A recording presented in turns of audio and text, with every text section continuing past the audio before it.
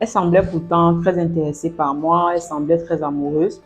Mais voilà, depuis un certain temps, elle s'est refroidie, elle ne semble plus très intéressée, elle n'honore plus nos rendez-vous, elle est toujours en retard, elle est toujours très occupée, je ne comprends pas ce qui se passe.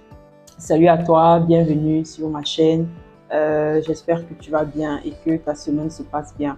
Si tu n'as pas vu la précédente vidéo où on parlait des femmes, où on parlait voilà, des femmes qui, voilà, qui sentent que leur amoureux voilà, s'est refroidi dans la relation, je te mettrai le lien en barre d'infos.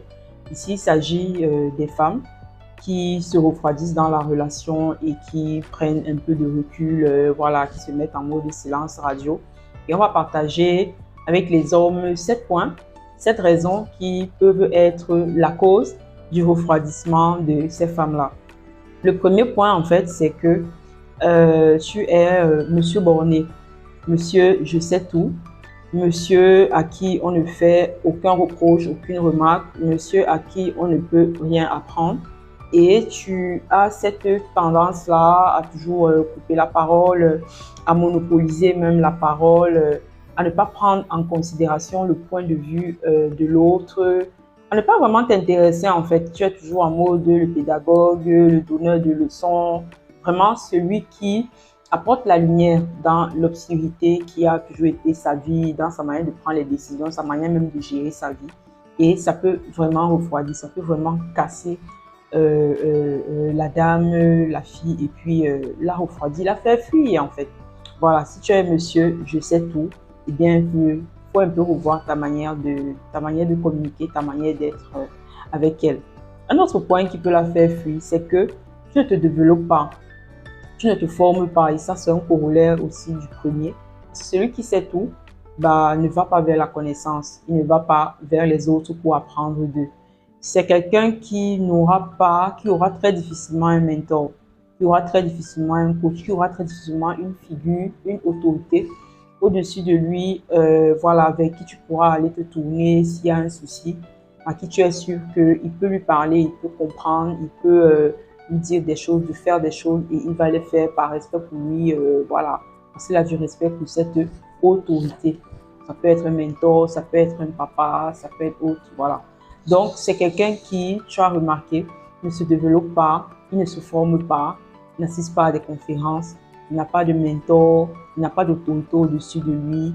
Et voilà, la dame, elle réfléchit, elle se dit, voilà, si quelqu'un comme ça, non seulement voilà, il ne se forme pas, il n'a pas quelqu'un qui ait une autorité face à lui, ça peut faire refroidir la dame, ça peut faire fuir la femme.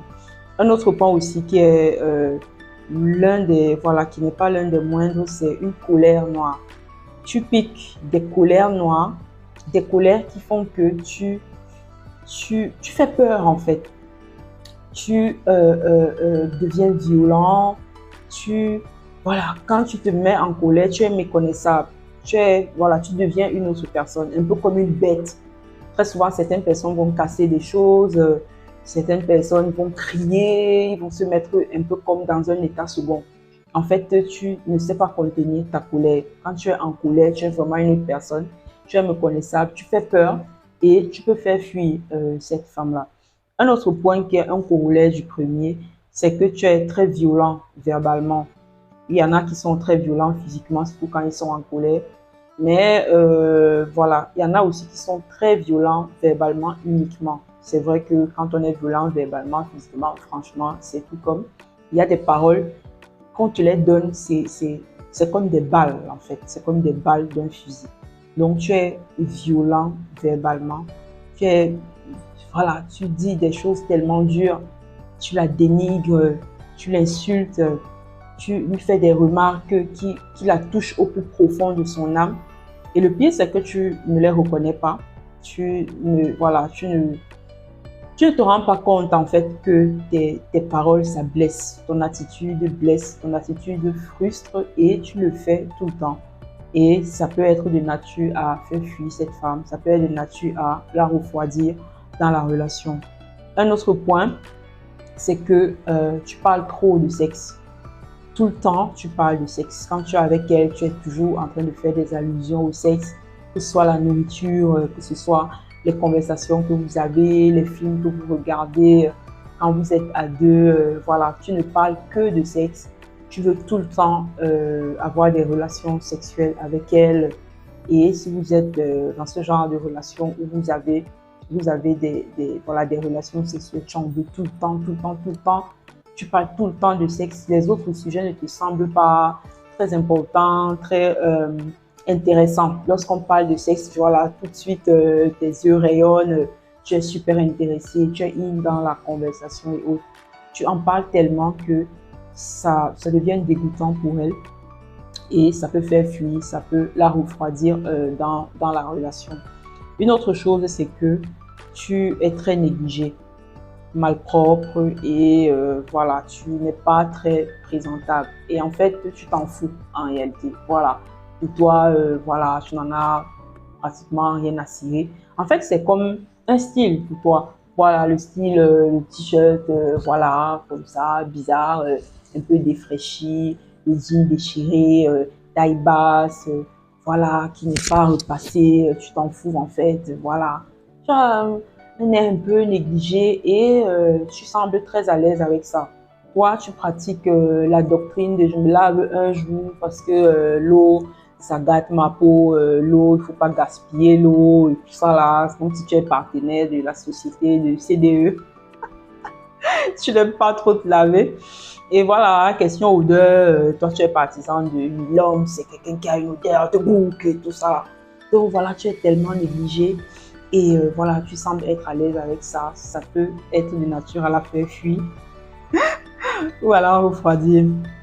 Un autre point aussi, c'est que tu ne sais pas contrôler tes pulsions face à une femme, face à une autre femme.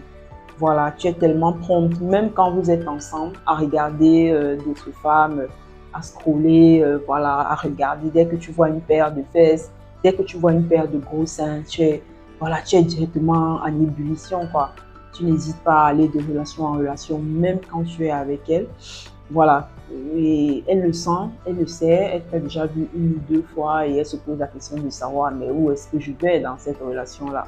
Et ça peut être de nature à la faire fuir, à la refroidir. Voilà, donc monsieur le roi, jeune homme, monsieur, si tu voilà, est dans l'un ou ces 7 points-là, il faut penser à vraiment te remettre en question, vraiment à revoir un peu ton attitude, ton comportement vis-à-vis d'elle et à voir si tu vas prendre la décision de manière intentionnelle de progresser, de t'améliorer et pourquoi pas de suivre une thérapie si tu es très colérique, si tu pars vraiment en colère noire, de travailler vraiment sur toi, de travailler sur tes blessures, de vraiment guérir, de prendre le temps de retrouver ton équilibre et de rentrer dans la relation.